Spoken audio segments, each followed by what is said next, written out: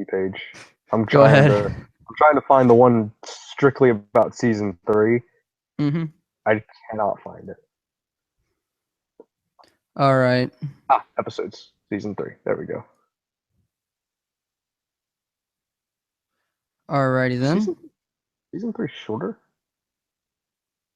Season 3? No, it couldn't have been.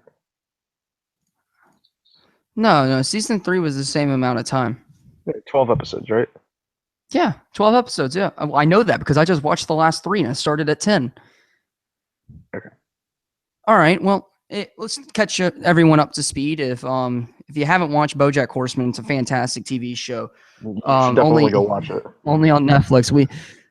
That's all 3 of us in here at the Loose Cannons absolutely love that, and especially one of my friends. I almost invited AJ to this discussion. He almost joined in. That would have been good. You'd have been a good person for this one. Yeah, because he's seen it just as many times as any of us have, probably more. Yeah, but it's a fantastic TV show. I noticed there was no reviews online of season 3 anywhere. Like no true sit down podcast reviews on YouTube. I mean, So I guess the most I've seen people are like, like a 10-minute video at most. Yeah. And it's like you can do BoJack justice in 10 minutes. No, we're gonna go a full hour or more. Yeah, quite more possibly. likely more. I'm pulling up the episodes in order. All right, well, you want to go through them in order? Yeah, we'll talk about all of them. All right, so what we'll do is that we'll does it have a short synopsis on the plot so we can on the wiki probably. Yeah, remind everybody. Yeah. That's what we'll let's see. Have a short synopsis, and we'll read it. You'll read it, and we'll see how it is, and then we'll review it episode by episode. First off, before we get into any spoilers, if you haven't seen it, out of 10, what's your rating? God, out of 10, I'd probably give it a solid 8.5 to maybe a 9. 8.5 to maybe a 9. I'm going to flat 9.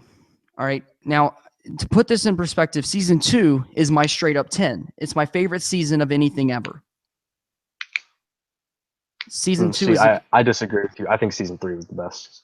All right, season 2 is a straight up is a 10 for me. And my second favorite season of anything ever is season 4 Futurama, but that's for another discussion. We'll do a whole Futurama video at a later date. Just like this. All right. No, but I give it a solid 9. Respectable. Season 1 I give a 7.5 just for season 1 started so slow. God, yeah. But I mean, it had to. They tried to establish a ton of backstory in 3 episodes. It was more than that. It was like 4 or 5. Like almost half the season was just setting things up. Yeah, but hey, it still had one of the trippiest, coolest episodes in the entire series so far. It does. BoJack, these are YouTube links on a page. These are YouTube and BoJack, you sent me a bunch of YouTube links that can't possibly be put out in print form. All right, so let's go over each individual episode. I'll read its quick synopsis off the wiki, and we'll go from there. All right, spoilers ahead. So, yeah, beware. So, season 3, episode 1. Start spreading the news. BoJack promotes secretary in New York, though quickly gets bored of it. He nearly has an affair with a journalist who records BoJack's confession that he was digitally replaced in post-production. Despite this, BoJack's publicist Anna makes the matter disappear. Meanwhile, Princess Carolyn struggles in her new agency. One, the fact that everybody's complaining about the Tarkin CGI and Rogue One, the fact that they can redo in BoJack and CGI in the entire movie and everybody loves it, that's pretty impressive. But that's beside the point. It's a testament to the times. Oh God, yes, it is. No, but this episode, it started out strong and it started out with a mystery. It introduced the character. Pill. Jill Pill. Jill Pill, yeah. It introduced her to the series, something that everybody got really excited for at first. Everyone was really excited for Jill Pill but Said she was going to be they this threw it away. big thing, Yeah, everybody thought this and was she going to be just this ended big. up being nothing. No, it was a throwaway character that barely got any screen time and was barely even fleshed out. This is one of the points minor disagreements I had with this season. The only major disagreement I had comes in a later episode, but Jill Pill, I loved the idea of her, and I loved that it could have gone somewhere, but it really didn't. It also introduced BoJack's second TV show, which is, I think, the next episode. The second episode, well, before we get into the second episode, What's its title? This is the second episode is called the BoJack Horseman Show. Yeah, it's the BoJack Horseman Show. Yeah.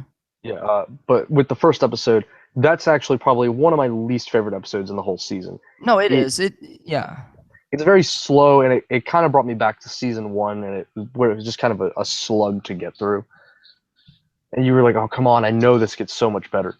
But one part in the season that started out, it established probably one of the scariest part of the entire season when Anna said, "Oh, well, that's been taken care of about the journalist," and that's all we ever hear about that. It set up a very good subplot with Anna about how she never loses the Oscars. Yeah, like whoever she works for always wins. Yeah, and that was scary at first. That really caught, because I remember all three of us were watching it, and it caught us off guard.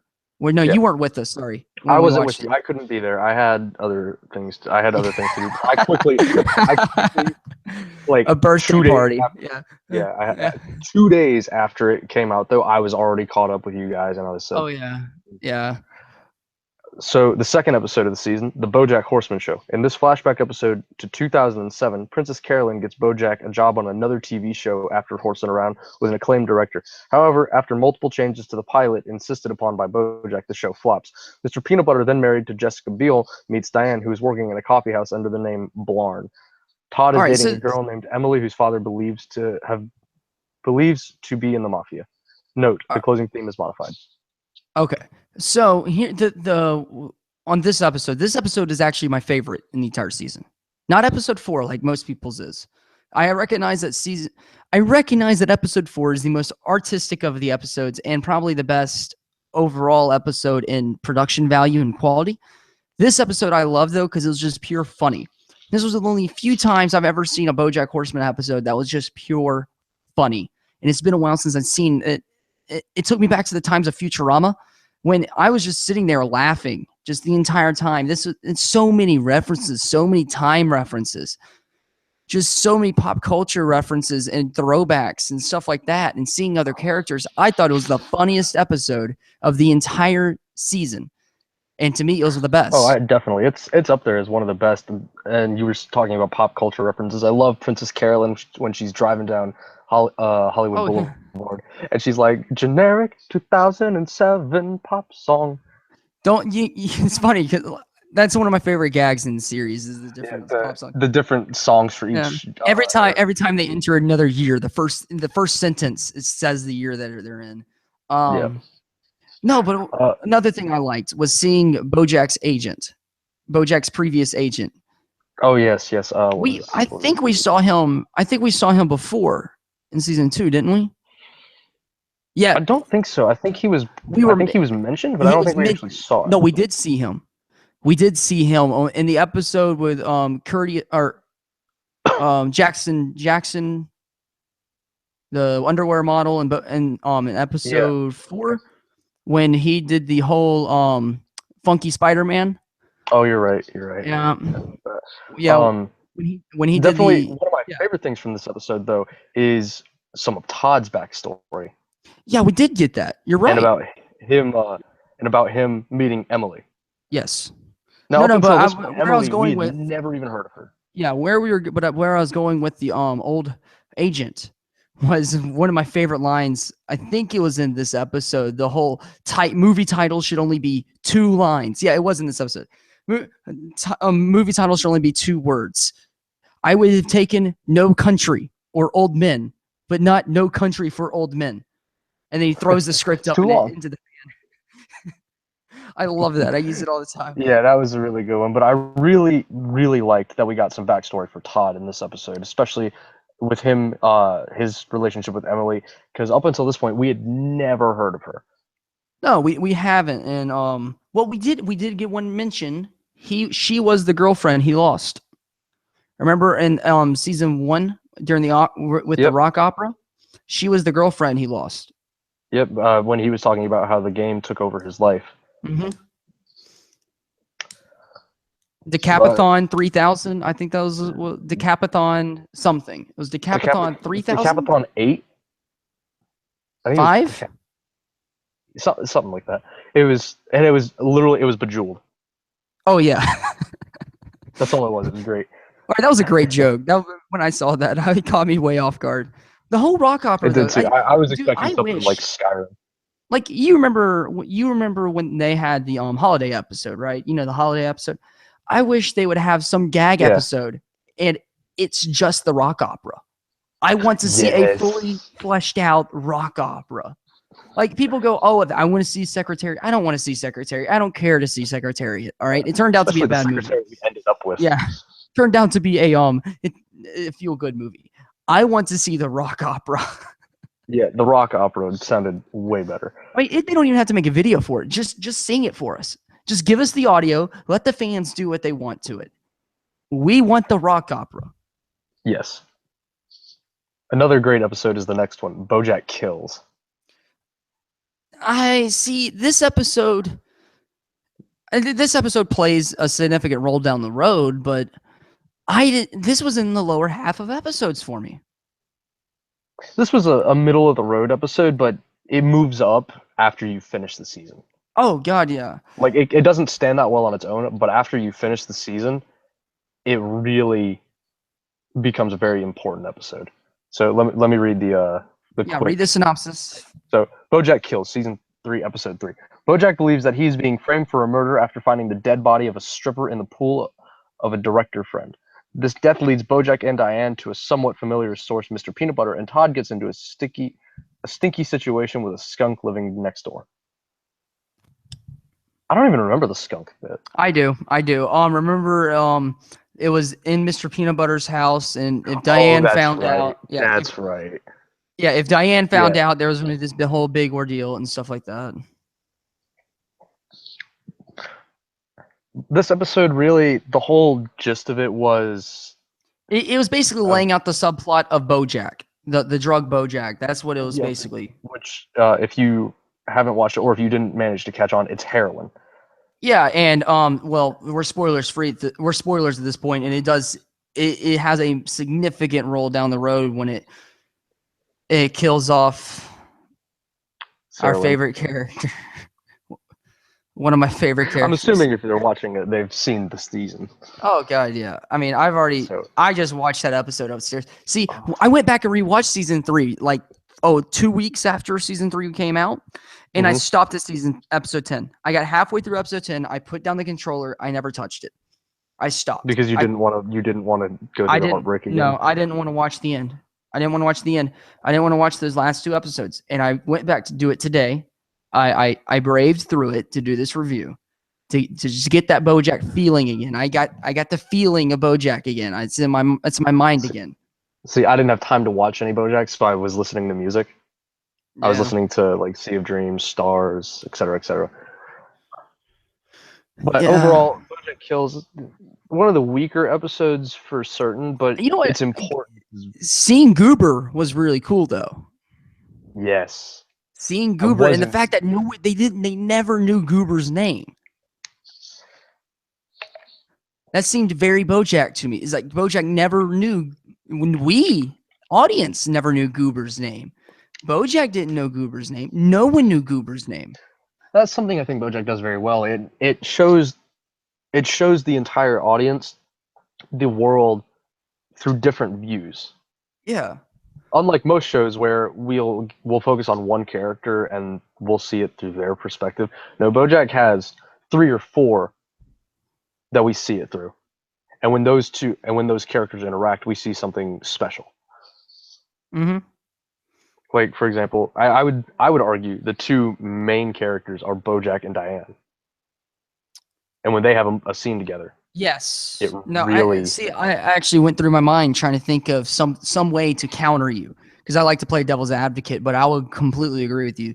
If you were to paint the main character, obviously being BoJack, the second main character is Diane, and after that it's Princess Carolyn and Todd. yep. And then just down the list from there. Mr. Peanut Butter and stuff like that. Hopefully a character that would kind of take a little bit of centerpieces.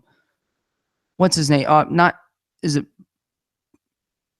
the rat friend? I just forgot his name. The Princess rat. Diane's boyfriend now. Hamilton, like the Hamilton. hotel. Yeah, no, Stilton. Yeah, Stilton, Stilton. that's what it was. Stilton, like the hotel. I hope he takes up a little bit. I really loved the idea of that character. I love the idea of actually having another Vincent Adultman, but actually being a good boyfriend. Yeah, Vincent For Adultman, just great character. That's I wish they brought him back. I'm kind of glad he's gone because Me too. Like, he really was the voice of wisdom. and I am glad. I'm glad that I'm glad he left before they ended up revealing whether or not he was three kids under a hood, under a jacket. Under a trench coat, or if I it didn't was want to see a fully grown man. But if they would have kept him in, they would have had to do it at some point. I'm glad they got rid of him when they did. I just missed the character. Princess Diane. Princess Carolyn. I had a timeout. Great character, but for a different season. Where do you work? Business factory. I do business transactions. But yeah, there's really not that much we can really say about BoJack Kills. No, it's a great setup piece. It was a really good setup piece, especially with the killer whales.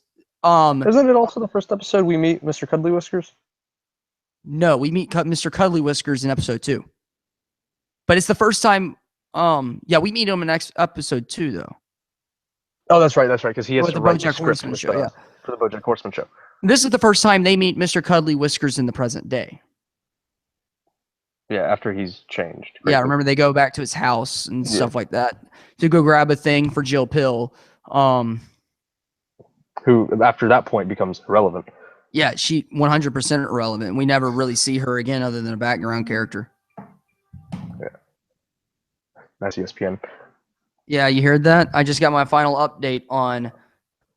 final just came in. Alabama just beat Arkansas State 67-52. If you're listening to this, there you go. So interesting. Yeah. Next episode, one of my personal favorites from the season, Fish Out of Water. Yes. Great episode. This is the most artistic episode in the entire series. Oh god, it's one of the most artistic episodes of anything I've ever seen. Quality wise, and production quality, and I dare to say written, because there's no lines. Because there's like a grand total of 5 lines of dialogue. This is the best of all of those in the entire series. So it's synopsis. BoJack arrives at the Pacific Ocean Film Festival where Secretariat is being shown. He finds Kelsey Jennings and attempts to reconcile her with her. At the same time, he attempts to return a seahorse baby to its father. This episode features less than 3 minutes of audible dialogue and focuses mostly on the visual aspects of the episode. Note, this episode was rated the #1 TV episode by Time Magazine of 2016. And it was well-deserved.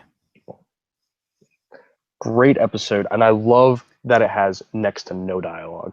The whole story of this episode and Kelsey Jennings. Kelsey was great. Oh, I was so happy to see her again.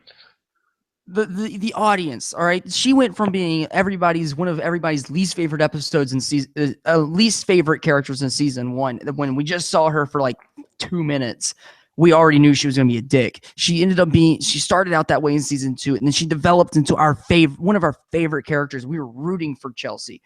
And then by the time season 3, it's been, 6 episodes since we've seen her? 6, 7 episodes? Like that. Yeah. And it's been months since, like, in BoJack's world, it's been months last time we saw her. Yeah, last time we saw Chelsea was episode 9 of season 2. When she got fired from the Secretariat job. Well, yeah, after the scene. In the Reagan Library. Yeah. And then we finally saw her again. And that was just That a was- heart-stopping moment, and we knew BoJack was going to ruin everything. As soon as you saw her, And you knew he oh, ruined. and in the back of our minds, we're all rooting for him in this episode. We're really like, oh, come on, make amends, and he did. He wrote the most heartfelt letter. It was a great letter and handed it to her. And honestly, though, Kelsey's kind of a dick. I mean, Chelsea, you got to realize this man just swam. He was going to hand you something. He was going to hand you a letter. At least have the common courtesy to ask and use the button to ask back, what do you want? Yeah, bit of a low blow. I mean, I will say, though, it did make for great comedic effect when the dude, after she drove off, was like, hey, move. And everybody wait, and no one really notices it first, and then it hits you. Wait a minute. And then when you go back and watch the episode again, you see the button. You're like, it's there. Yeah. No, but another cool thing. Obviously the visuals were fantastic. The music was just the best in the entire series. The seeing like him trying to open up the liquor when he got into the hotel room, and it just absorbs. Or when he into tries to the smoke water. a cigarette. Yeah. Oh, Stuff man. like that I just thought was so funny. Also, I noticed though, a lot of scenes from that episode are in the season 3 trailer. yeah, a lot. Like quite a few, and it's because they're some of the most well done scenes. They're so polished. The the little naked seahorses running everywhere was kind of. Oh my god, that was a little weird. It was weird, but like it catches you way off guard at first, and then it just becomes funny. The whole episode does. Oh yeah. Like this is one of the episodes of this season. This season had a lot of them, but this is one of the episodes that really just takes you for a loop. My computer just went to sleep. That didn't hurt anything though. All right. No, it does. It takes you for a ride. It takes you for a story, a very well fleshed out story. It kind of reminds you of the whole silent film days. Yeah, and if you look back at silent films, a lot of them really hold up still. Oh yeah, yeah. Mostly because they only had to deal with one thing, and it's a different kind of film, and they left when they were at their top. Yeah, they stopped when they knew they'd hit the peak. Yeah. I don't think we can say much more about that one. No, let's move on to the next one. Other than the fact that episode is one of the few in ever of anything I've ever seen that I give a solid 10 out of 10 with. Oh yeah, it was a perfect episode. All right, keep going. All right, episode 5, Love and/or Marriage. Secretary is released nationally and is an instant hit. Newly confident, BoJack and Todd crash a wedding dinner rehearsal where BoJack accidentally convinces a bride to back out of her wedding. Ultimately, BoJack is forced to help her get back together with her fiance. Meanwhile, Todd befriends Emily again at the wedding and nearly has a one-night stand with her, only to back out at the last minute. On Princess Carolyn's night off, she has 3 dates, the last of which is with a mouse with whom she hits it off. Finally, Diane and Mr. Peanut Butter learn that Diane is pregnant after she has a drug experience. Mother. All right. This episode and the next episode go very well together. Obviously, but I'm going to mention it later. But first off, we get reintroduced to Emily again, the modern Emily. We haven't seen her since 2007. Yeah, we get introduced to Emily again, which was really cool. But the whole scene with BoJack and the wedding, that the lesbian wedding going on, that was a fantastic scene. That was well done by BoJack, and it really speaks. BoJack, he is aware of what's going on, and when he has his moments, he has them strong, and he can convince somebody, and he can tell you what's really happening. And then it was all downhill for him. It's really this episode, I think, does a really good job at portraying just how broken and how alone he is. Mm-hmm. Like not only did he just openly crash a wedding, but then he felt so bad. He just added so much guilt to his guilt that he already had that he had to fix it. This was both a low point and a high point for BoJack. The high point being his line, what you need to learn is that everybody loves you, but nobody likes you. When he went and told her that, Yes. He realized that he's never going to settle down. He realized that he's never going to find the one. And he's telling her this is like, don't end up like me. I am miserable. You go out and you find your one. And always be afraid of when everybody loves you, but nobody likes you. That speaks volumes. And that actually plays later on in episode 10. Yeah, episode 10, when he goes out and when they have the big party for the Oscar nomination, and he tells Diane's leaving, and she tells him that there'll be no one there to stop him when he tries to kill himself the next time. And he says, look at all these people, they're chanting my name. Chants don't lie. Well, that's everybody loving you. Everybody loves BoJack in that moment, but no one in there likes him. No one likes them. Yeah, no one in there likes him. I thought that line, that moment spoke volumes. Yeah. You know what? I just remembered something. I want to mention one thing. All right. Back to episode 1 real quick. The whole adventure of Todd getting lost in the hotel was awesome. Yes. I forgot. Whenever Todd goes on an adventure, it's great. Yeah. All right. Back to episode 5. Back to episode 5. Let's talk about Todd and Emily for a second, though. Yes, because this was a very interesting dynamic between the two. I loved the way that it had that awkwardness. When you see a friend that you haven't seen in a really long time, it's kind of awkward at first. Especially when both of them like each other. Yes, and then after a little bit, it picks up steam, and it's like, here we go. And the Todd avoiding going into the room with her was very interesting. Very, it was very character. I can't say it was out of character because it was very Todd character-like. I do want to kind of jump back to episode 2 real quick, though. Loved because it ties into episode 5. I loved the hat. They were both still wearing each other's hats. Yes. They weren't wearing their original hats from episode 2, where Todd had the blue one and Emily had the orange one. No, Todd is, when they switch in episode 2, Todd forever wears the orange hat and Emily wears the blue one. Mm-hmm. I loved that, and they both commented on it. And it was just something small that I really liked because I'm a hopeless romantic. Well, that was a very one-way romance because we learned later that Todd's asexual. I don't think he is. Me neither. I think people are looking into it. We'll touch on that. We'll get to that when we get there. But I'm going to leave it in this dynamic. In this dynamic, seeing Todd really not know what it's like, because remember he missed out a lot of his formative years, a lot of his teenage years playing a video game, and then he spent the rest in BoJack's house. So he's basically spent 7 years now. I believe he was playing that video game for like 2 years. Something like that. About 7. Yeah, it was a significant amount of time. So about 7 years now, because he got into the house of BoJack. It was 5 years after he got to BoJack's house. 7 years total that he's been wasting his life at BoJack's house and never had really any real connection with anybody other than that bird for a little bit in season 2, but not much. Which I kind of wish that went somewhere. Or not the bird, the mouse. The mouse lady. Well, Rhea? Rhea was her name? As of season 5, he is 25. Okay. He was born in 1991, according to the BoJack Horseman wiki. So I got 6 years because he was 24 when it started. No, he was 23. 23, yeah. All right, so he is 25. Okay. Yeah, so yeah, I think Rhea he had a small connection with that a couple people, especially me, I thought something was going to come out of that, but nothing did. It was great to see his dynamic and how he will take someone liking him, because obviously he's not used to that.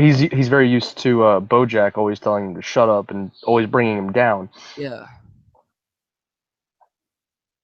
Also, it was a lot of fun. This season has the most uses of the word fuck.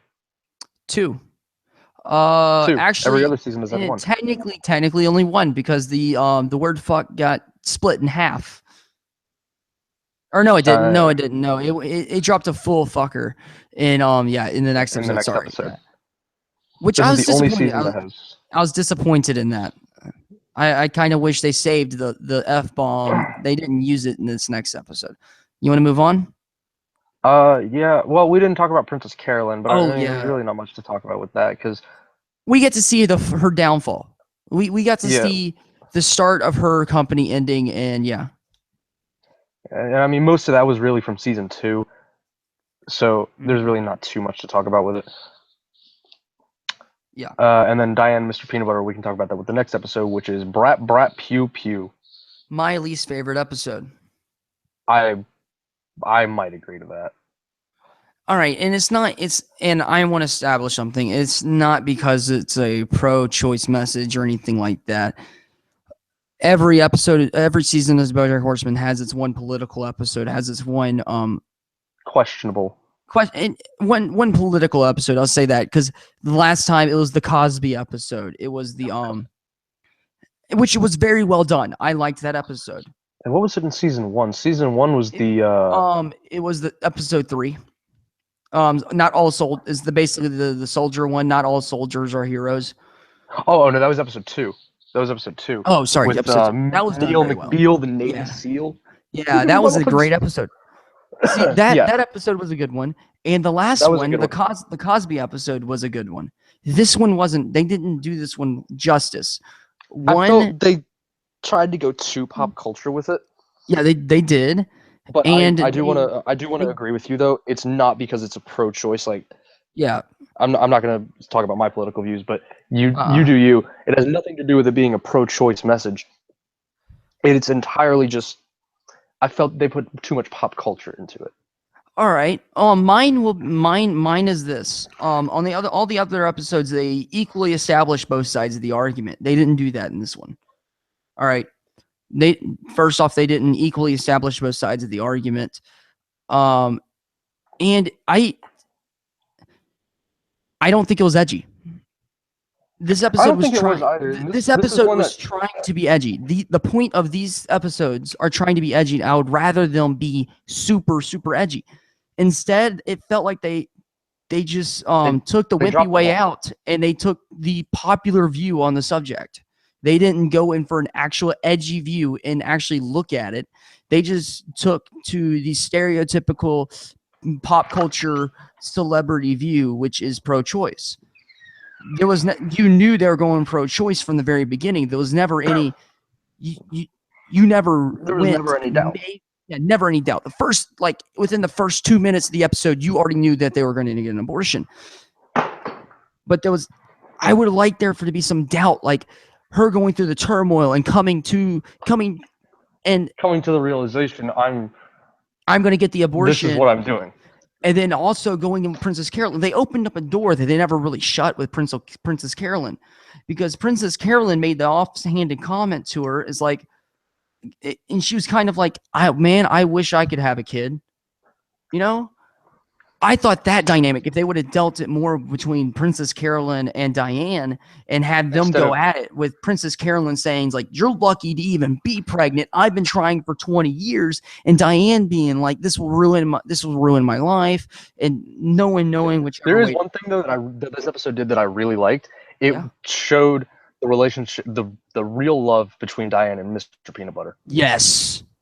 Because at the end of season 2, they started to go through a rough patch. And it kind of carried into season 3, but we really haven't got much screen time with them. This episode is all about them. Yeah. My favorite things about this episode was it really showed that they really care about each other.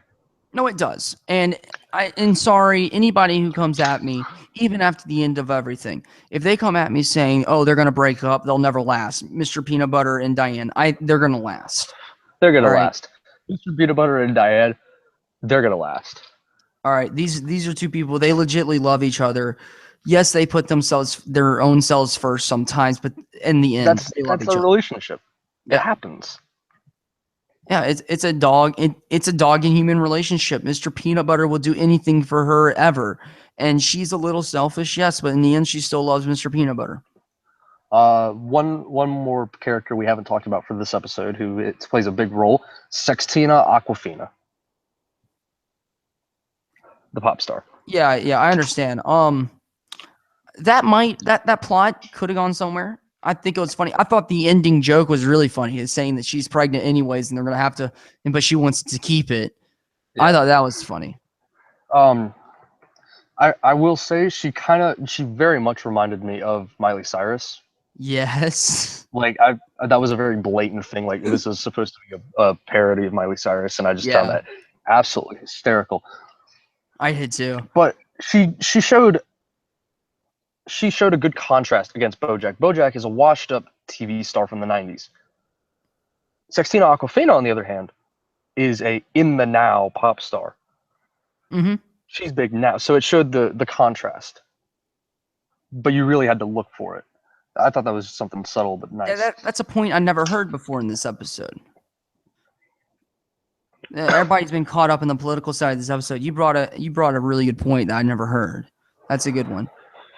All right, I think it's something that helps the episode, but it's still one of my least favorite from the season. Oh yeah, it is my least favorite because if you're going to give me a political episode, I expect a little more edginess out of it.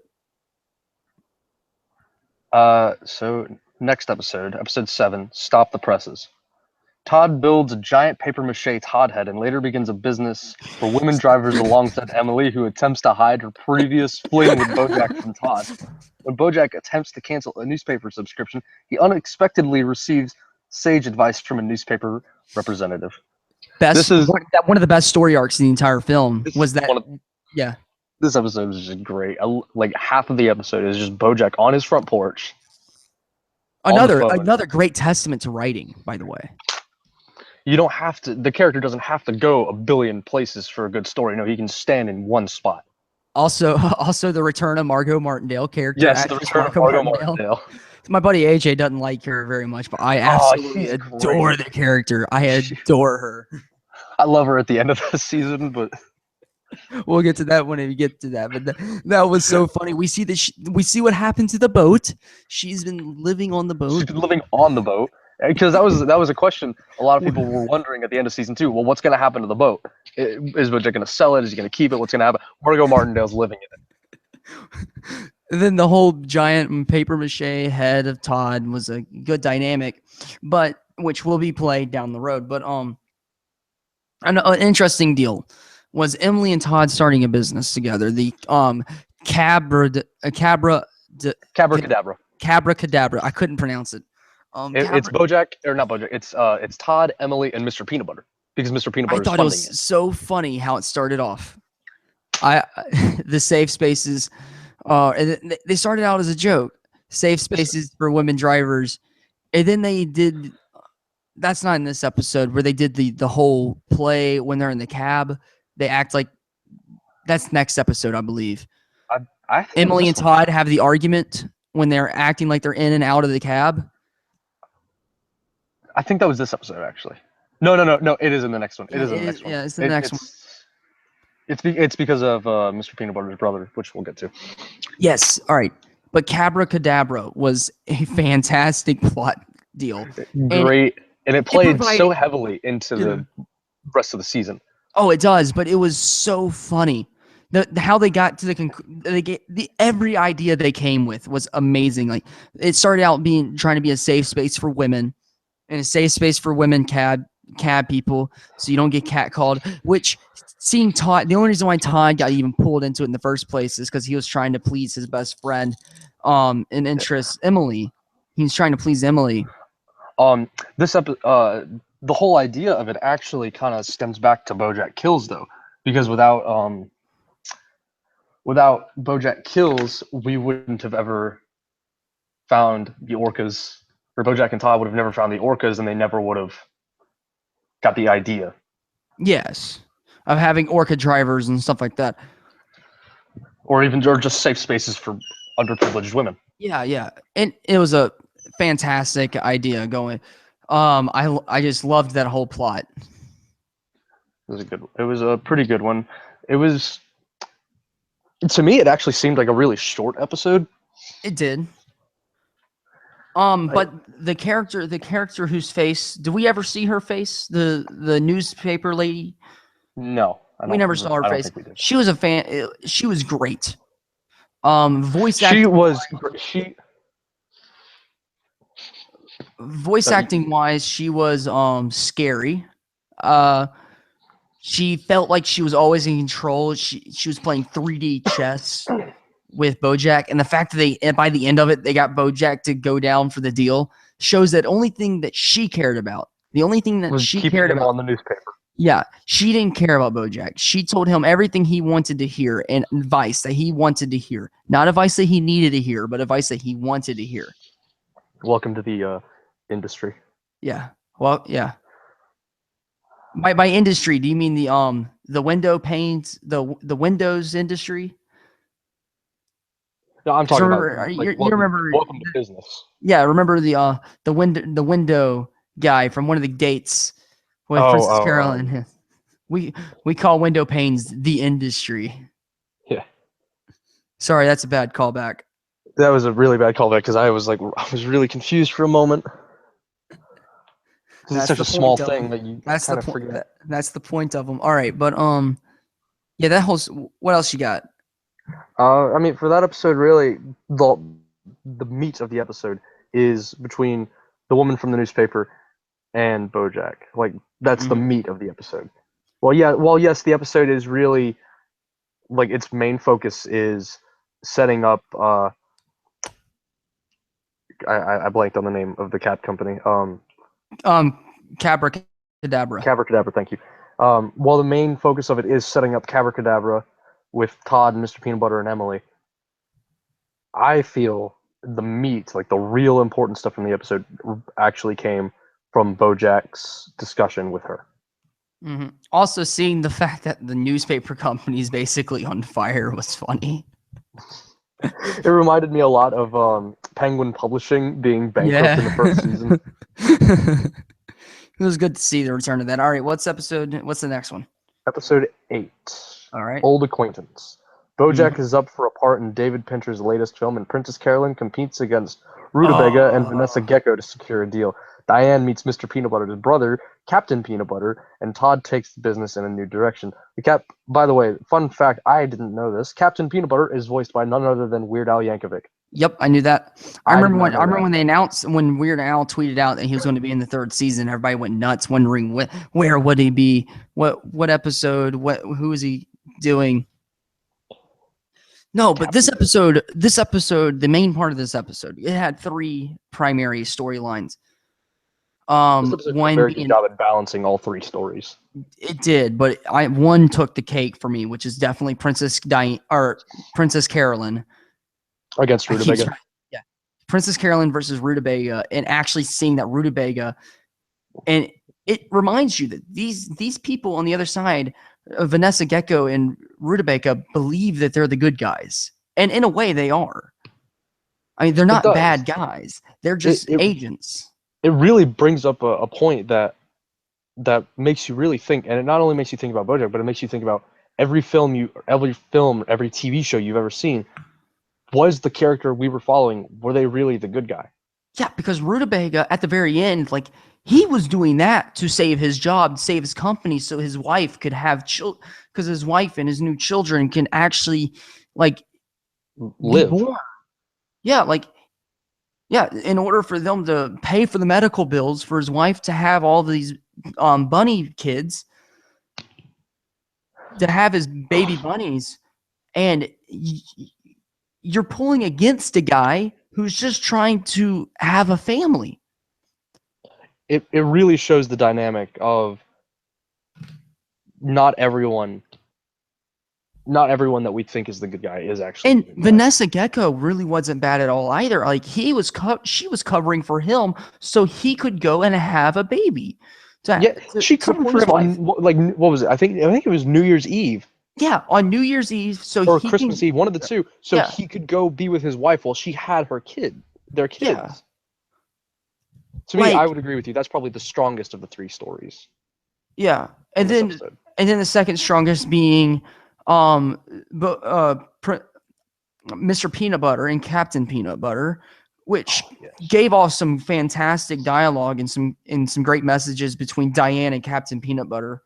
It also really expanded upon episodes 5 and 6 with the rough patch of Diane and Mr. Peanut Butter. Yeah, and also it expanded on where Mr. Peanut Butter's coming from, came from, obviously, and his family, and just Mr. Peanut Butter in general. We got to see the real Mr. Peanut Butter when he was dealing with his brother about to die, and like at first he was all denying it, like, oh, there nothing bad happens on Labrador Peninsula, and then he was faced with something bad happened. Something terrible that and not only was it bad, he couldn't control it. Yeah. And we saw the real Mr. Peanut Butter. Which we hadn't seen the real Mr. Peanut Butter since season 2. This when is he my exploded on the Mr. Peanut Butter, or not the Mr. Peanut Butter show, Hollywood Stars and Celebrities. Do they know things? What do they know? Do they know things? Let's find out. Yeah, sorry. But we got to see, Mr. Peanut Butter, this is my third favorite episode, easily. Which is hard to say because the last two are extremely strong. This episode, this season just has so many strong episodes. That's why I think it's the best season. And I say that, but all right, the reason why this season, I give this season a 9 out of 10 is because of Brat Brat Pew Pew. That's Brat Brat Pew Pew and episode 1 are the 2 weak episodes, and episode 3 wasn't as middle of the pack as it should have been. Those are the 3 weak episodes, and those, I believe, in my opinion, season 2 didn't have a single weak episode, which is why I give it a 10 out of 10. And it had one episode, which to me was episode 11, the episode that shall not be named. Well, that was so powerful to me that it's the only thing that ever beats it in all of TV series is Jurassic Park. That was the episode of BoJack Horseman that I can't watch. Speaking of the episode that shall not be named, it has inspired me to go out and do something that I plan on doing with my own significant other one day. The scene where they're in the desert with the balloons. Oh, yeah. That was my hopeless romantic side showing again. So beautiful and so symbolic, especially for BoJack. It's inspired me to do some. It's inspired me for me to do something with my SO too, which is get an SO, but that's beside the point. All right, back to episode 8. This one overall, and the reason why I applaud this one over episode 11 or episode 12 in this season is because of its writing. It did pretty good. And the fact that it established that it made you question everything you knew in BoJack Horseman, in that you're pulling against the guy who's just trying to have kids. You know, the guy that you would usually be the hero, and you're pulling for the girl who's screwing everything up, screwing everyone, ruining everything. That's it makes you really think, like, is our hero the hero? And we got to see Princess Carolyn at her worst. Like, we've only ever seen her as a good agent from the up until here. I actually wouldn't say this is her worst. No, this is her worst as an agent. Oh, as an agent? Okay, yeah. Yeah, this is her worst moment has yet to come. No, yes, true. But this is her worst moment as an agent. This is her being a very bad agent. Not listen. She's become so arrogant. She's become so disconnected with BoJack. She doesn't know what BoJack wants anymore. BoJack wants to be in a TV show with Ethan. No, that's next episode. Oh yeah, sorry. But it was the small episode with. In this episode, he's trying to get a part in David Pincher's new film, which I actually don't remember very much of that. No, but the film that he also wanted in was he wanted to be in Kelsey's film as well, Kelsey. which is Flight of the Pegasus, which is next episode. I think that's what he wanted to be in, was the Kelsey episode, or the Kelsey show. I feel BoJack was probably, for him being the main star of the show, this was probably a very weak. He was put on the beat. He was put on the back burners. On the back. Yeah. Also, but we did. I think this is the one where we saw. No, it's the next one where it's the next one where we see the cab scene, which I want to make a comment on that. Yeah, we'll move to the next episode. All right. So episode 9, the best thing that ever happened.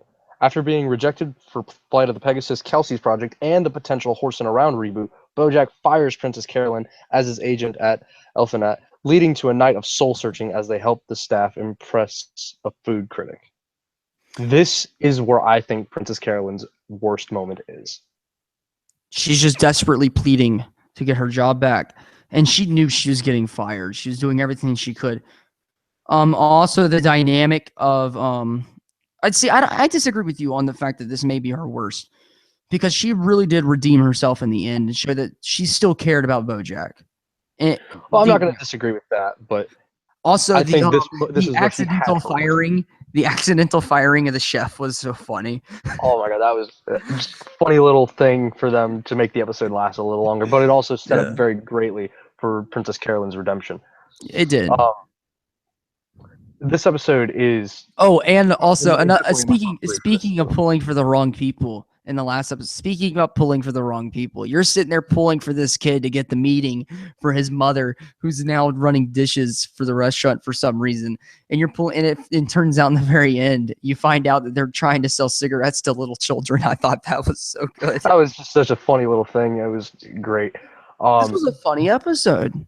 It was a very funny episode, but it was also a very serious episode. It was. At the same time. It balanced them so well. This episode is I really think this is when Princess Carolyn hit her low point. And I think she redeemed herself though. She did. She hit her low point and then came back up. She realized that she'd fucked up. She realized that she doomed her company. She had fucked up. She'd lost her biggest contract she could have ever gotten. See, this is also the episode, though, that it ties in later with her talking to Stilton about settling down, et cetera, et cetera. This is the one where I think in the back of her mind, she knows she loves the chaos. Yes. She loves the chaos that is BoJack. Like, and the song, "Don't Look Back," Princess Carolyn. Yeah. When and she's like, oddly specific. Yeah. But she goes back. All right. She didn't go back because of the song, obviously. She went back because she still cares about BoJack. All right. She still wants what's best for him. And I think that's why she turned around I think that's why she turned around from him when he was on the bender. She still wants what's best for BoJack.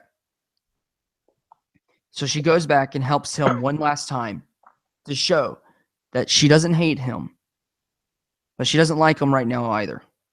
I think she'll come back to him. I do too. I'm very confident in that. Stilton's going to be very against it. I think that'll be a great dynamic between Princess Diane, Princess Carolyn. Good Lord, you've been saying Princess Diane all night. Yeah, she's dead. Forget about that. Princess Diane doesn't exist. Princess Carolyn and Diane. Well, Princess Diane died a long time ago. But now we have the whole point of the season, the last 3 episodes. But no, real quick, I want to mention something. The whole scene with between Emily. We've forgotten about Emily and Todd for this bit. We're seeing Emily and Todd. We get to see them at their friendship. Emily thinks it's going to go somewhere. Todd is completely oblivious to the fact that it might go somewhere. I disagree, actually. I think Todd knows where it was going, but he chose to play dumb. Okay. I truly think Todd is a lot smarter than we give him credit for. Okay, I'll give you that. I haven't seen the episodes recent enough to argue with that. I haven't either. Last time I watched this season was probably September. All right, but I just from Todd's history, I feel like he's a lot smarter. We get to see one of my favorite scenes, though. All right, when Emily realizes that, because Emily didn't hop out of Cabra Cadabra because it was going in a direction that she didn't like. She hopped out of it because she realized that Todd doesn't like her. Yeah, that's when she hopped out. Because the only reason why she wanted it, she wanted to do it. She wanted to start it for her, and then Todd was going to do it for her, and then she started doing it for Todd when Todd started taking over. We got to see the scene where they're in and out of the cab. which, by the way, was a fantastically well animated scene, and it was a great, clever little thing in And and out of the cab. it's absolutely, it shows their childlike mentality towards each other. Hmm. They're both very mature and very smart. But when they're together, it's when you have two people that click very well. They act childlike Yeah. in a sense, and it was funny. They even did the sound animations of like closing a door or rolling down the window. We saw the bond between the two. These are two people these are great friends. These people know each other extremely well. You know, Yeah. So they're each other's first kiss. I just thought that was worth pointing out. Also, I loved where Cabra Cadabra went to from a safe space for women to an basically Uber-like service. to an Uber-like service to Hooters on wheels, as is described in episode 12. I forget who said it was that, but someone said it was Oh, Hooters on that was the feminist blogger that Diane's Oh, that's gonna right. work for. That Diane's gonna end up working for. So, all right. Now the last three episodes, which Now the meat. We get to see. the All right. point of the season. Synopsis of episode 10. Go ahead. Episode 10. It's You. Mr. Peanut Butter announces the Oscar nominees, of whom BoJack is one. As he celebrates, BoJack becomes more involved with his admirers, while his friendships start to falter. However, it is later revealed that Mr. Peanut Butter had lost the envelope containing the real nominees, and BoJack had never been nominated in the first place. This is where we see that line. Nobody, you'll learn that everybody loves you, but nobody likes you. Plays in because BoJack completely forgot about it. This is also the episode. This is the second use of fuck. Yeah, this is when Todd learns that BoJack slept with Emily. Mm-hmm. I forget how he learns. I forget. I think BoJack straight up tells him. BoJack straight up told him. Yeah, because BoJack was so sure. Todd was saying like, "Oh, I already know. Like, I know everything, BoJack. I know. I don't know what you know, what you think I know, but I know everything." And BoJack went, "So you know I slept with Emily?" And Todd's like, "Oh my god, I didn't know that. I thought you just gave her one of your depressing monologues or something." No. So let's start with Mr. Peanut Butter and Todd with the Oscar nominees. Yeah. First off, I loved the way that they lost the envelope. Yeah. How it just kind of blew away and they chased it like through this town and then in the sewers and the whole BoJack comedy of announcing everything, like, oh, there goes my phone. Oh, my phone is sliding across the floor. The great tell us but not show us dynamic BoJack has a lot. I loved that. There's a lot. This is one time where it breaks it though. We got to actually see them chase it. Yeah, we saw him chase it for a little bit, but it started out him just announcing what's happening. Yeah, it was classic BoJack. Also, another thing, I think it was this episode. I believe, where you saw the return. It was this episode. We saw the return of Halloween in January. Oh yeah, Halloween in January. Huh, Halloween in January. What a wonderful idea.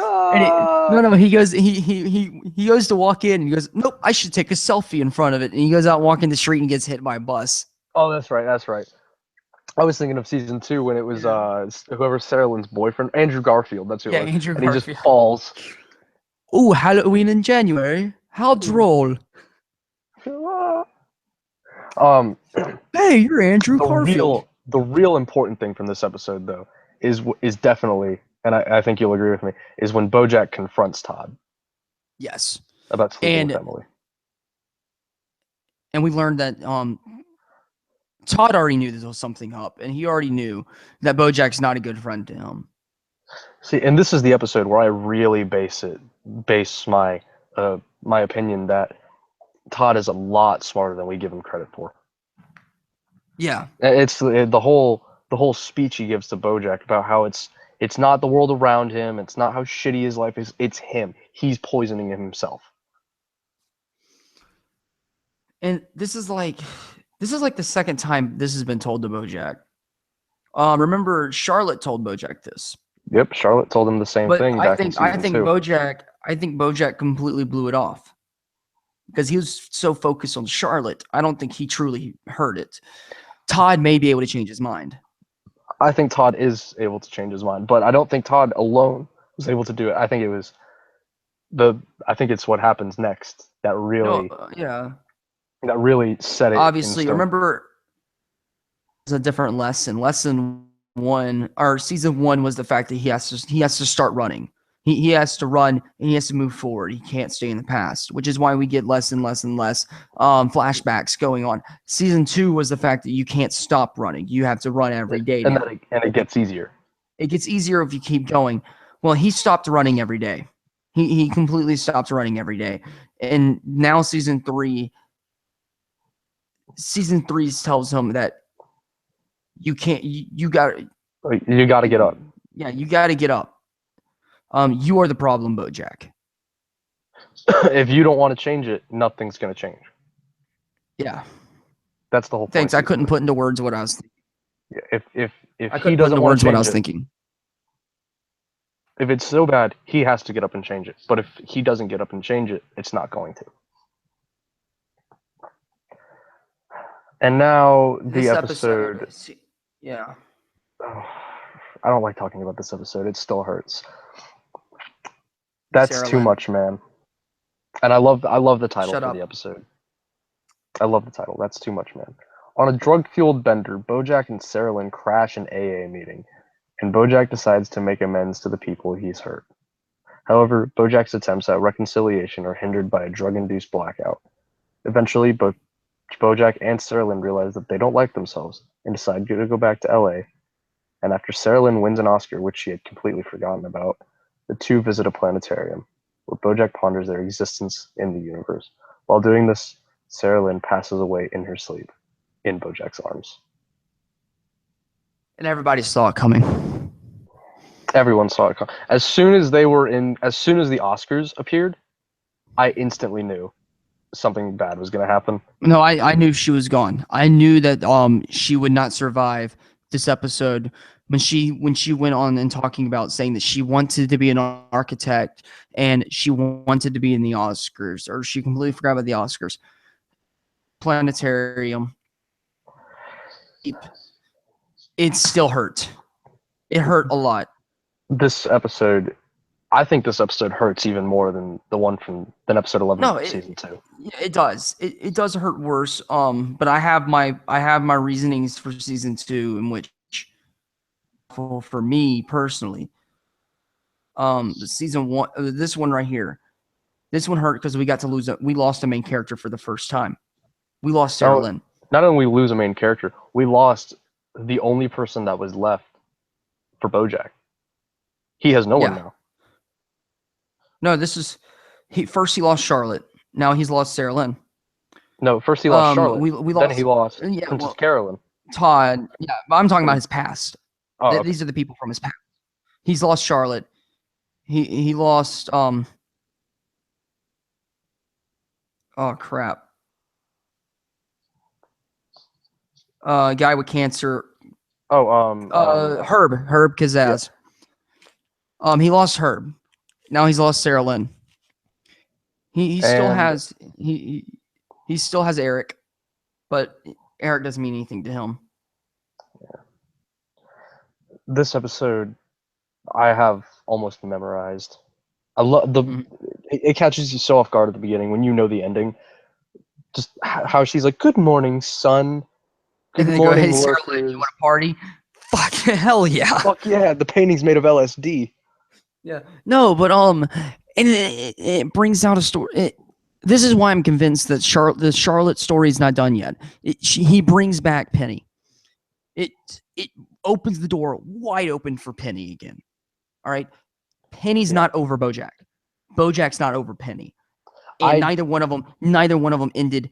They opened it wide open. I agree that I don't think the Charlotte story's over. However, I don't think Penny's interested anymore.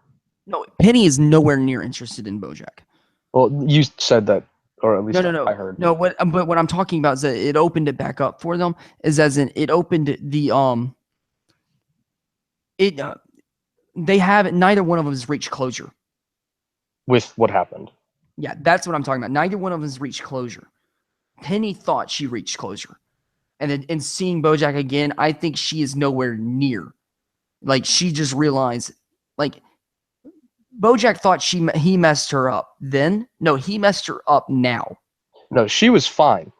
Yeah, After she was what fine. happened back in season 2. Now she is not. Now I don't think she's yeah. scarred. Yeah, I think she's scarred now, and that happened in front of her friends. And people were taking pictures. It just did not go well. And also, Charlotte's going to find out this happened. Here's something Exactly, I think because a lot of of people, the social media. Yeah, I never heard this from anybody else, but the social media, the fact that people are taking selfies and they're going to post it to Snapchat and Twitter, Charlotte's going to find out. Charlotte's going to have no idea. Penny won't tell her. Penny will deny it. Penny will not tell Charlotte. Charlotte's going to find out, and she's going to come for BoJack. She's going to come for blood. Yeah. This episode also has a great callback, which I didn't notice, and I don't know if you noticed because Ben was the one that pointed it out to me. The very last place where Sarah Lynn is the planetarium, and the very first time we met Sarah Lynn, it was for music video, and she was in a planetarium. Yeah, he told us that while we were watching the right after the episode. Actually, give props to him. He thought of that really quick. Props to him for not only that, but for remembering that. Like I wouldn't have remembered that unless I binged the entire show. He stole that pretty quickly. This episode, man, it hurts to really. Hey, one of the best scenes. One of the best scenes. I think is very underrated. When they're in the hotel room. Yes. I went back and rewatched it. That the framing, art piece, seeing BoJack and Princess Carolyn right next to each other. That is a piece of art. The animation, the lighting, the framing of that scene, seeing that these people motel, but it's actually a hotel, and I think that actually plays a deal because usually you're in a motel when you're in scenes like that. They're actually in a hotel. They're actually high up above the ground, even though they look like they're in the lowest of lows. They can still afford a hotel room. Not a motel room, a hotel room, and that they're in downtown LA. They're in downtown LA, and they can still look down. It's very symbolic. They still haven't hit rock bottom. Yeah, these people, they're still not on the ground yet. They're still high up in a hotel room. And I think even further evidence by that is the planetarium and BoJack's whole speech about how they're just tiny, insignificant things in the universe.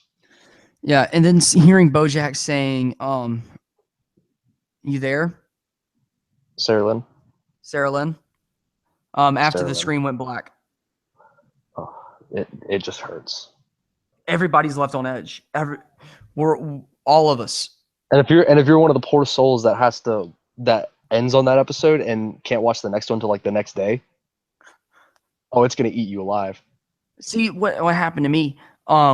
Me and Ben and AJ watched this episode. Watched the entire series when it came out at 2:00 in the morning, or came out at When did it come out? It would be 3 a.m.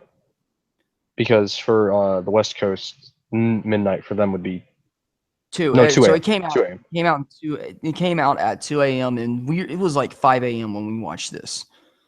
By the time we got to this episode, and we were all tired, and we all saw that, and it woke us up, and we're all looking at each other. Did Sarah Lynn just die? And the next episode comes out. The next episode starts with the news announcement with Sarah Lynn. No, it starts with Sarah Lynn. It starts with, if I remember correctly, it starts with her as a kid. Yeah, it does. One of her first interactions with BoJack ever. Yes. It's about how well, let's move into the next episode and we'll talk about that. All right. Episode 12, the season finale of season 3. That went well. Mr. Peanut Butter saves the day when Pacific Ocean City is threatened by a pasta catastrophe and is later contacted by his ex-wife Katrina about running for governor of California. Todd gets exciting news when he becomes a millionaire through his business and he finds comfort in Emily, only to blow it on all our waitress tip. Diane receives a job writing for a feminist blog while Princess Carolyn pursues her newly realized dream to become a manager. BoJack struggles with the commitment to do Ethan Around, a sequel series of Horsing Around, becoming deeply depressed until he sees wild horses running along the highway of a New Mexican reservation. Well, first let's talk about Sarah Lynn, because that's how Well, the episode obviously, starts. yeah. If I remember correctly, the episode starts with one of their first interactions with each other, and and BoJack is talking about how you have to go out there and perform for them, otherwise no one will love you. No. I think that was I'm actually watching it right now. I'm gonna see the beginning. No, it's not. It's at a concert. Oh, that's right, with Remember? the BoJack Horseman show script and Yes, how they because wanted. remember in the trip they wanted to bring back Sarah Lynn. So it starts out in 2007 with BoJack Horseman trying to give the script to Sarah Lynn, which we learned that Sarah Lynn still cares. She still viewed BoJack Horseman as a father figure, basically, as the one last friend she had when she wasn't. Yeah. That's what was so sad. Again, you're pulling for the bad guy in BoJack Horseman. You know that he's not there for Sarah Lynn. He's there for his. I'll actually change my opinion. I think he is there for Sarah Lynn. I think he is there for Sarah Lynn because remember he brought her flowers. Is that? Yeah. Also, at that time, wasn't that when she started getting into drugs? About then? No, this she's still clean. Oh, she's still clean in 2000s? Yeah. I'm trying to remember when she got into drugs. When was the I want to say 2010. I got a feeling that she's still clean at this point. I don't think we ever got I don't remember a definitive answer of when she got started in drugs. if she's clean at this point, that could actually be the turning point.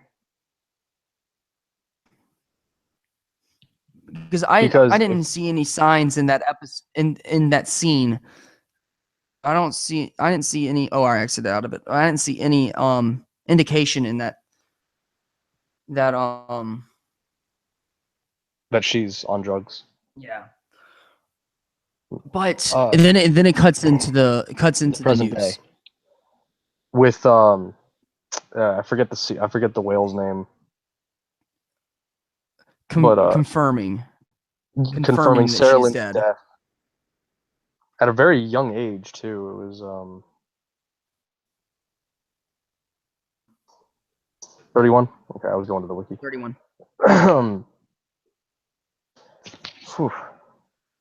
But then after that, that's pretty much the end of Sarah Lynn.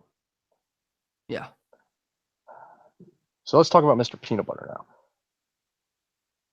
Actually, before we talk about Mr. Peanut Butter, because we got to get a few other things lead up to Mr. Peanut Butter. Diane, that's a good one. So, if I remember correctly, it was actually Diane still hasn't left BoJack. no. Diane still hasn't left BoJack, but she's getting close. Mm-hmm. I'd say she's getting close. I actually think BoJack's one true friend left. Oddly enough, I think it's Mr. Peanut Butter. Me too. And it's because of that dog loyalty. Yeah. But Diane, she receives a job from working for a feminist blog, which she gets the connection, if I remember correctly, through Princess Carolyn and Stilton. Yes.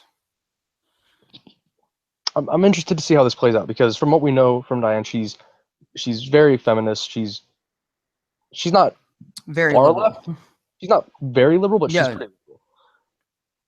Yeah, she's yes, she is very feminist. Very SJWE. Which I'm not gonna say that's a bad thing for her. That's actually, it fits her character very well, and they play her out very well. She's not psycho. Yeah, she's not psycho. They play her character very well in this area. But you know what they do is the character that she's gonna work for. Yeah, we didn't get much screen time of her, but from what I got from her, I don't like her. She is the psycho. She is the psycho SJW. Or if you notice, Princess Carolyn said, "I'm sorry," and she goes, "No, you can't say sorry because that's a crutch and that's ableist." We've already seen what this character is. I don't think we're going to see. I don't think we're going to see very much of her throughout season 4. I think we'll see her a bit at the beginning. Yeah, I think she'll play out to be a Jill Pill kind of character where we see her just a bit, but not much. But I think the dynamic, the interesting is seeing Diane working again. seeing Princess Carolyn as a manager. Yep. And Princess Carolyn and Stilton. I know Stilton's gonna hate that, especially because Stilton's he was like being a manager. Isn't that the exact same thing as an agent? No. but I think Stilton and Carolyn, I think Stilton's the one. Now I'm not saying they're going to stay together. I don't even think they're going to stay together. But I think Princess Carolyn and Stilton. I think Stilton is Princess Carolyn's one. I would agree to that, but I don't think they're going to stay together strictly due to the fact that Carolyn's going to fuck it up. Stilton is a very, like, it's almost routine. Like, his life is a routine in a sense. He's like that boring teacher. Pretty much. But then Princess Carolyn, and this is part of her being a cat, cats love chaos. Mm-hmm. And those two things, it's already weird. It's already crazy enough that it's a mouse and a cat. Yeah. But and by the way, they are built for each other. I think he is her one, but like you said, they won't be together, which is why this is going to be so heartbreaking. Yeah, I actually think they'll make it through season 4. I think maybe. I think they'll make it to I don't think 4. I don't think if they make it to season 4, Princess Diane and Mr. Peanut Butter don't make it through season 4. They can't have both of those relationships making it. One will fail. No. I'm saying I think they'll make it to I think Princess Carolyn and Stilton will make it to the end of season 4, and then something will happen right at the end of season 4 that will. I will agree to that, because the main relationship is Mr. Peanut Butter and Diane. Yeah, and that's something BoJack does that not a lot of shows do. Our main character isn't the one seeking a relationship or even helping with a relationship. He's watching it. Mm-hmm. Also, and then we get to BoJack. No. We got to talk about Mr. Peanut Butter with saving Pacific Ocean City first, because BoJack is the big thing. And we get to see the end. We get to see the end of character actress Margot Martindale. Yeah, well, I don't know if that's the end of her. I rewatched the episode. I think that's the end of her. I don't think so. I don't think she's dead. But then again, I haven't seen Orange Is the New Black yet, so I can't really speak. All right, I did like that little reference to Orange Is the New Black earlier in the season. Yeah, it was last season. It was season 2. Then again, we did think that she died with the police officers. Yeah, and it turned out she just went to jail. Yeah, so maybe we'll see her again. I highly doubt it. What probably is going to happen is they're probably going to go back to Pacific Ocean City, and she's going to be down there with a fucking helmet and shit. Yeah, fucking spaghetti strainer helmet, just stabbing people, biting fingers off. Spaghetti or not. Oh god, that was an awful line. That was a terrible line. I cringed so hard. I was like, Mr. Peanut Butter, you've had nothing but good dialogue for 3 seasons, and you ruined it. We're back to season 1, Mr. Peanut Butter. Erica! Erica! There was a severe lack of Erica. There was a good Erica. There was a good Erica in episode 10. Talking about Erica's 2 eyes. Yeah. All right, but the spaghetti strainer thing, it was funny. It was over the top. It was. I really think they just did it because they didn't. I think they did it solely due to the fact they had no idea what to do with all the spaghetti strainers they gave them at the beginning of the season. They were like, "What do we do with this?" Well, see, BoJack Horseman puts all their episodes together at the same time. I think they obviously knew what they were going to do with the spaghetti strainers. I think it was more they just wanted something over the top, and they got it. Well, not only that, they also had to do something heroic because they knew for him to become a governor, for him to begin the running for governor of California, and that's going to be a big thing next season. Him running for governor. That's going to put a real strain. It's going to put a real strain on him and Diane's relationship. Especially because Diane's now working for the feminist writer, and she basically got her to agree that if something she's going to have to write about her husband. Yeah, she's going to have to write something about her husband. That's going to be a very interesting dynamic. But what was funny was the Mad Max reference when they're driving the cars to the ocean. Yeah, and he's like on top of the car and it does the cool handbrake, and it's like spaghetti or not. Yeah. And then there's BoJack and Ethan. Yeah. I feel so bad for Ethan. I feel so bad Oh, I feel for really Ethan. bad. Oh, by the way, Todd blew $3 million. Or 8 million. $8 Oh, million. 8 million, yeah. On a tip. Again, I don't think he did that on accident. I think that was on purpose because Oh, that was 100% on purpose. Todd does not want to be in the 1%. He does not want to have to deal with the government always watching him and all this and that. He likes He doesn't being. want to deal with money. I don't think it's the government. I just think he doesn't want to deal with money. He just wants to do his thing That was completely without on anyone purpose. watching him. Anyone who says otherwise, you're wrong. You're a fool. They're a fool. You're I a don't fool. like to use that. Yeah, I don't like to use that word very lightly, but you are a fool. If you think that, in my opinion. Definitely, though, BoJack was the main focus of this episode. And let's get to Todd in a second after we get to BoJack. BoJack,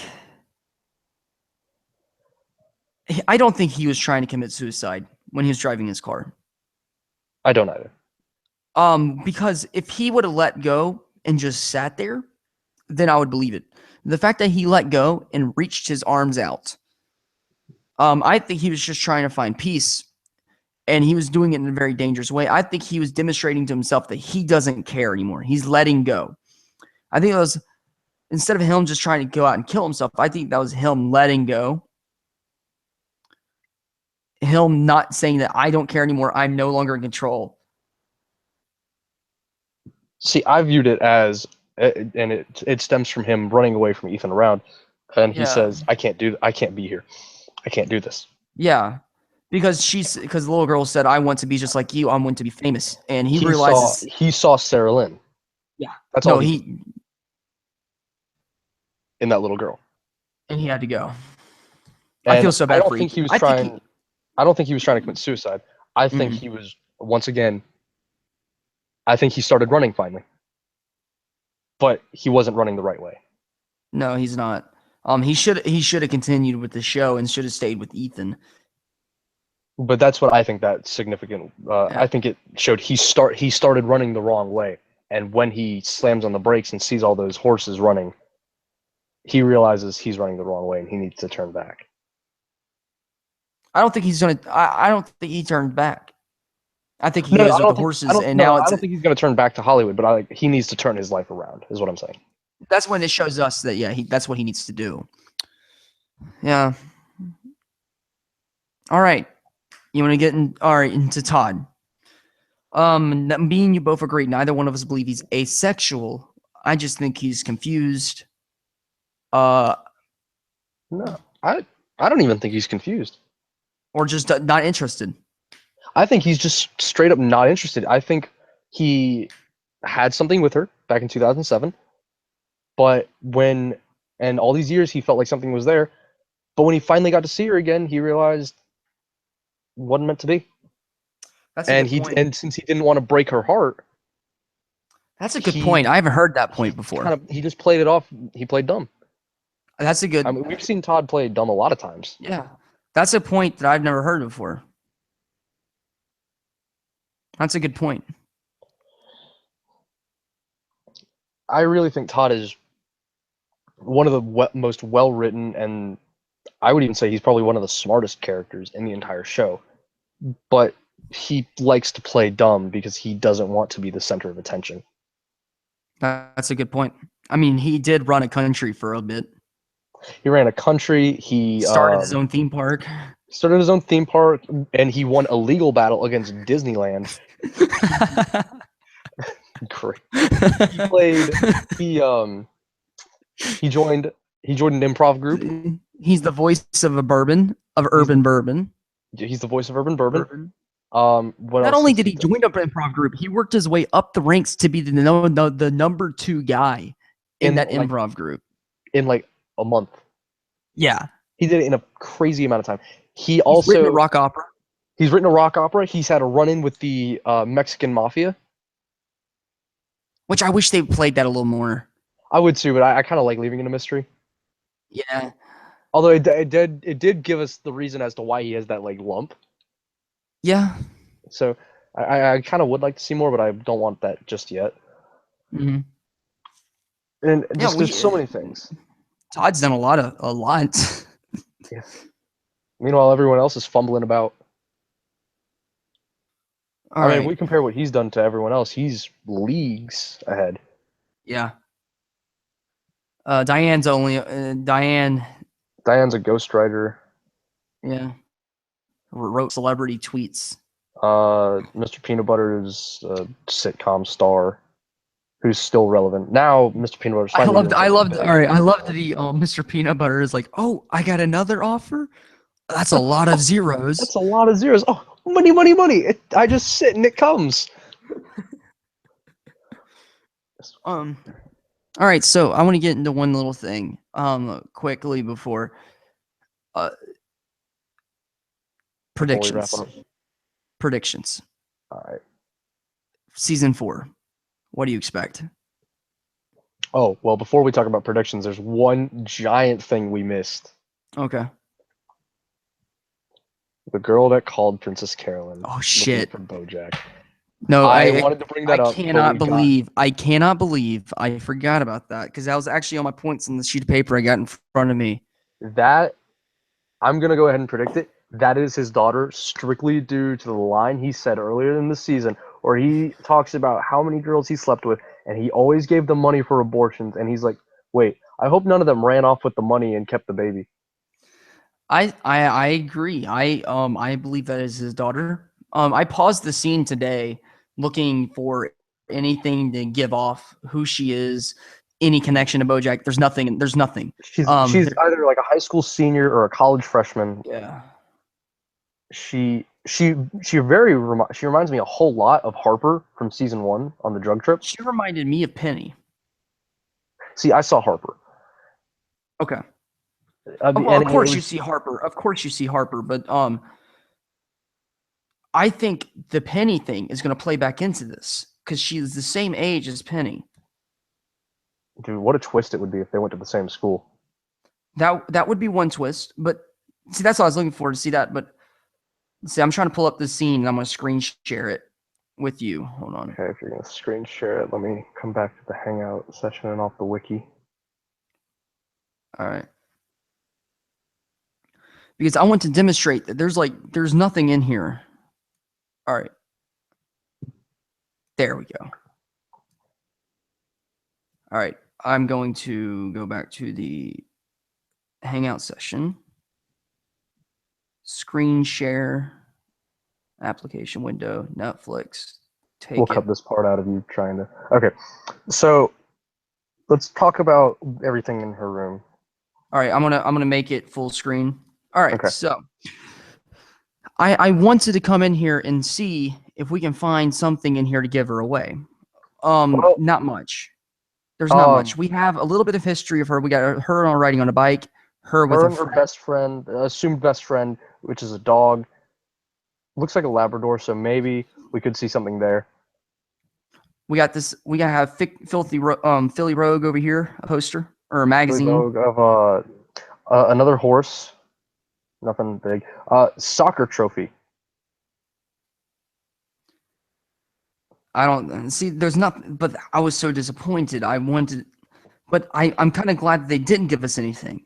We're completely left in the blue here. No hints. This, however, whatsoever. will not, in my opinion, will not be another Jill Pill incident. This is a character who Jill Pill was only mentioned by name. This is a character. We don't have a name. We have a face and an entire background. Not an entire background. And I can see the Harper. Yeah, see with the diamond right there. That's the BoJack diamond. Harper had the same one. Yeah. Let's see here. Season 1, episode 10. No, episode 11. Yeah. Real quick. I hope we don't get flagged for showing BoJack scenes. It's not enough to it's just images. Oh, there it is. Back a bit. Yeah. It's not enough, and plus we're not monetizing. Yeah, we're not monetizing, so they can't flag us anyways. There's Harper right there. Look at the try to get the one of when she's a kid, because that one has a better close up of her face. I was trying to get her when she's like the same age. But facial features, like certain facial things, don't change. Yeah. All right. There it There's is. Harper. The diamond is definitely resemblant. Obviously the hair and the fur color is different. But another small thing I just now noticed, other than the diamond, Harper's a little, for lack of a better term, a little overweight for like to be considered skinny. The other girl appeared to be just a touch overweight. Did she? Let's go I back. thought so. Let's go back. Harper was skinny. Harper ends up being really skinny. Yeah, ends up very, very skinny. Like you saw it when she's flashing around with her boyfriend. Yeah. Oh yeah, you're right. It does start with 2007. Uh-huh. We learn right here, right there. Let's see here. There. She does. See? She's a touch overweight. And I I wouldn't don't call mean that overweight. I would just say that's just I wouldn't say not skinny. overweight not be the little chubby. She's got some freckles, by the way. She's got freckles. I can't see it on my screen because I'm Here, farther away and I can't make zoom it in. larger. There you go. You see them? Dot there, there. Yeah, I see him. There. She's got Who freckles. else? I'm trying to think if we've seen any women with freckles. I don't think we have seen Harper's mother. I was looking for a sign of a past or where she is in the country. There's It's a nothing map that of the gives it away, entire though. world. The We have a map map. of the entire world, yeah, that helps narrow it down. Yeah. I mean, they she's did a on really good Earth. job, though. The door's closed, so we can't see outside this room. The window's closed, so we can't see what's around her. Her backpack and her books match. Huh, I didn't I don't know. notice I that. just brought that up, but I didn't notice that. The banner in her room, I mean, that could be anything. yeah. They kind of resemble naval flags to me, though.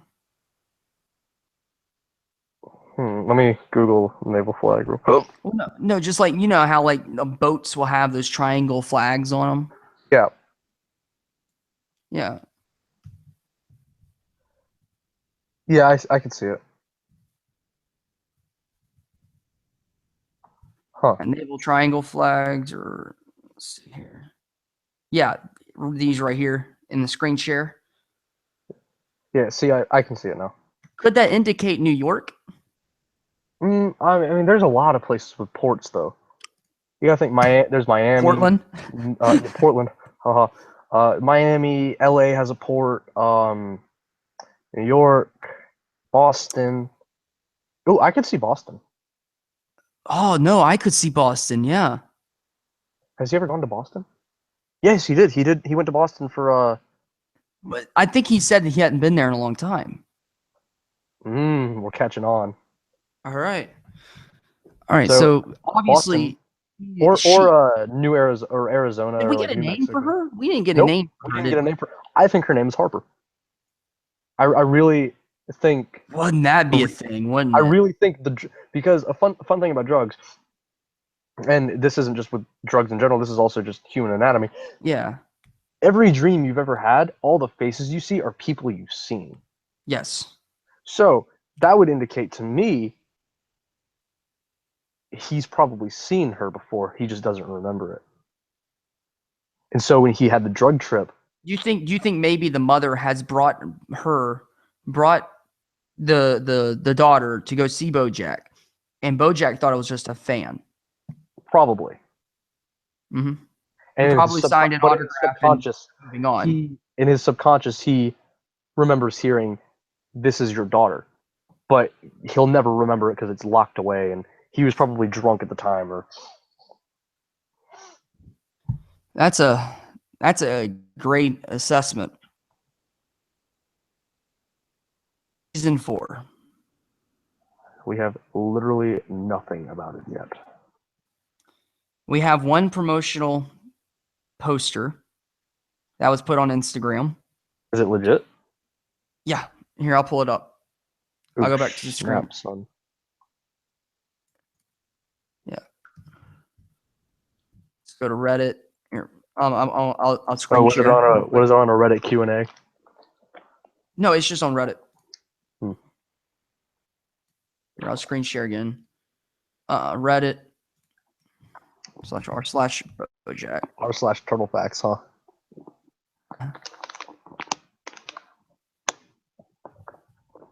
Why not Zoidberg? Yeah. Here we go. That's the poster? Yeah, let's see. View. Well, before we go, why don't we assess it? I'm trying to pull it up as is.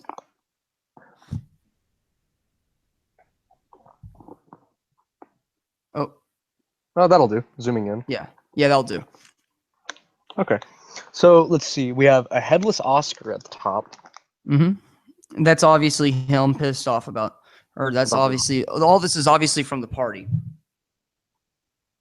Yeah, this is obviously from the party in season 3, but it has to do something with season. We got pizza boxes. Pizza 10. I'm trying We to have, make it. look right here, right here. Look at this, look at this, look at this. This is a magazine that says the word BoJack on it. That's probably the Oscar. Here's BoJack. Here's the Oscar nominees. That's Mr. Peanut Butter. Yeah, Mr. Peanut Butter, Diane. I don't recognize. I can't tell who this is. And Secretariat. Secretariat. He's missing a shoe. BoJack rules. There's really not much to get. I think the main things we're going to get out of this are on that magazine, if I can manage to find this picture myself.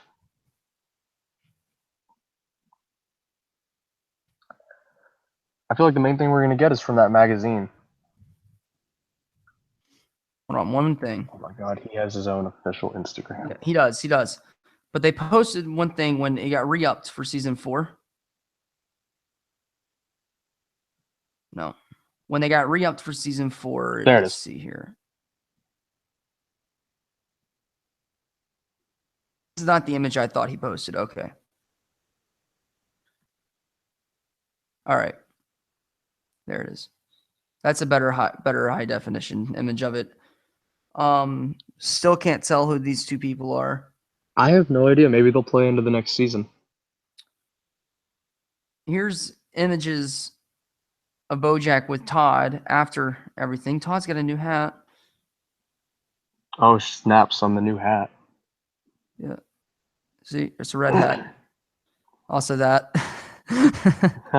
Sextina Aquafina. She's like 15, dude. Yeah, I know. That doesn't matter to BoJack. He slept with younger. God. Pokemon Go. He almost, yeah. That's the best one, Mr. Peanut Butter with the dog filter. All right, well, we've gone straight to the shits. It's just browsing BoJack Horseman's Instagram. All right, it's a good stream. But I think that's about it. Predictions for the next season? We'll wrap up. I think BoJack's daughter is going to be the main focus, but I think in bringing back BoJack's daughter, we're going to see Charlotte returning. We're going to see Penny return, and we're going to see the acid trip from season 1, episode 11, kind of play in fruition of Harper. I guarantee. I am predicting we're going to get a scene with Harper as in his daughter, Charlotte, Penny, and BoJack in the same scene. Maybe not the same room, in the same scene. What, like at the lake? I think we're going to get this midway through. I think this is going to be mid-season. Okay, mid-season I could maybe see. Okay. As for, I could somewhat agree to that. I think it might play out a little differently. I think there'll be...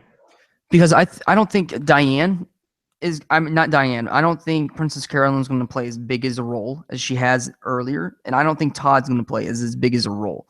I think or any of the movies or any of the TV shows are going to play a bigger role. I think this is going to be focused on his past. I think this is going to be focused on, instead of the TV shows that he's in. I think season 4 is going to be an even split. I think it's going to be quite a bit of flashbacks. I think there might be some flashbacks, whether they're drug induced or not. Who can tell? Flashbacks though, definitely. Yeah. Penny and Charlotte, I definitely see them coming back.